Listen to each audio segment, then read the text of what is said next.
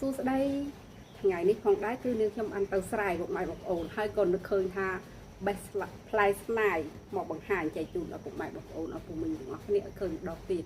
មិនដឹងថាមានពុកម៉ែបងប្អូនប៉ុន្មានអ្នកដែលធ្លាប់ពិសាផ្លែស្នាយនៅ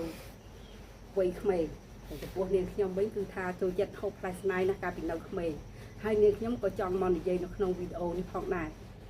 មនុស្សបច្ចុប្បន្ននេះពេលខ្លះនាងខ្ញុំមានអារម្មណ៍ថាមិនដឹងគូក្បាលគាត់គិតអំពីអ្វីទេ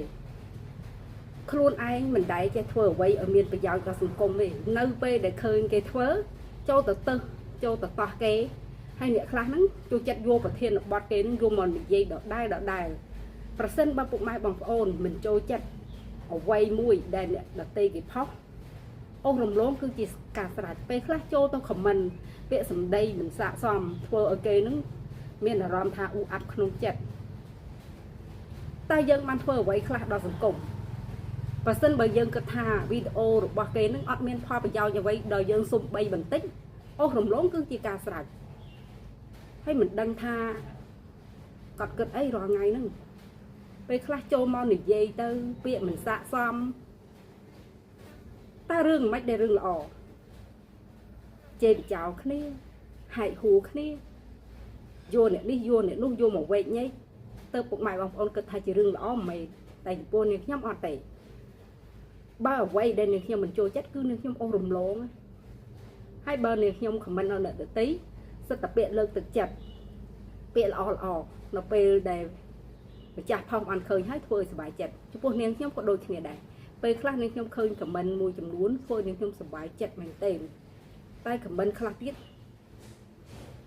ឃើញហើយហួសចិត្តមកមិនដឹងថានិយាយបែបម៉េចគឺថាមានអារម្មណ៍ថាហួសចិត្តជាខ្លាំងតែម្ដង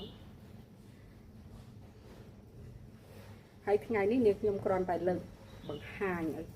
ពុកម៉ែបងប្អូនទាំងអស់គ្នាបានឃើញអំពីផ្លែស្នាយឲ្យកាន់តែច្បាស់ហើយឥឡូវនេះផ្លែស្នាយគឺថាចាប់ដើមទុំពេញទាំងដើមតែម្ដងបើនិយាយពីអត្ថប្រយោជន៍របស់ផ្លែស្នាយគឺថាច្រើនមែនទេនិយាយទៅដោយសារតែមួយរយៈនេះវាជាប់បទភ្លេងច្រើនពេកនាងខ្ញុំមិនអាចធ្វើវីដេអូតន់ចែកជូនដល់ពុកម៉ែបងប្អូនបានទេចាំពេលណាស្ងាត់ល្អទើបនាងខ្ញុំចាប់ដើមធ្វើហើយបើនិយាយពីអត្ថប្រយោជន៍របស់ផ្លែស្លឹកស្នាយពុកម៉ែបងប្អូនចាស់ចំនួនមុន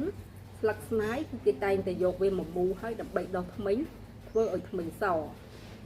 ហើយបើនិយាយអំពីចូលរបស់វាយើងមានធ្មេញប្រហោងឬក៏ឈឺធ្មេញអីហ្នឹងយើងកាច់ចូលវាយកមកបន្តក់នៅក្នុងប្រហោងធ្មេញហ្នឹងធ្វើឲ្យយើងបាត់ឈឺធ្មេញផងដែរវាមានអត្ថប្រយោជន៍ច្រើនណាស់ហើយបើនិយាយពីសម្បកដើមរបស់វាពុកម៉ែបងប្អូននាងខ្ញុំទើបតែដឹងនៅពេលនេះទេថាសម្បកដើមរបស់វាយើងអាចយកទៅធ្វើกระดาษបានពីមុនមកគឺនាងខ្ញុំមិនដែលដឹងហើយអត្ថប្រយោជន៍វាគឺច្រើនមែនទេហើយនាងខ្ញុំនឹងធ្វើវីដេអូថាពិបាយនៅពេលក្រោយពេលនេះគឺនាងខ្ញុំអត់អាចធ្វើបានទេ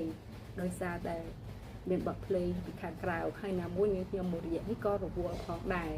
ហើយចំពោះវីដេអូនេះគឺមានតែប៉ុណ្្នេះទេនាងខ្ញុំសង្ឃឹមថាពុកម៉ែបងប្អូនប្រសិនបើមិនចូលចិត្តអ្វីដែលនាងខ្ញុំផុសសូមអូសរំលងសូមមេត្តាខមមិនដោយសេចក្តីគោរពនិងសេចក្តីថ្លៃថ្នូរសូមជម្រាបលា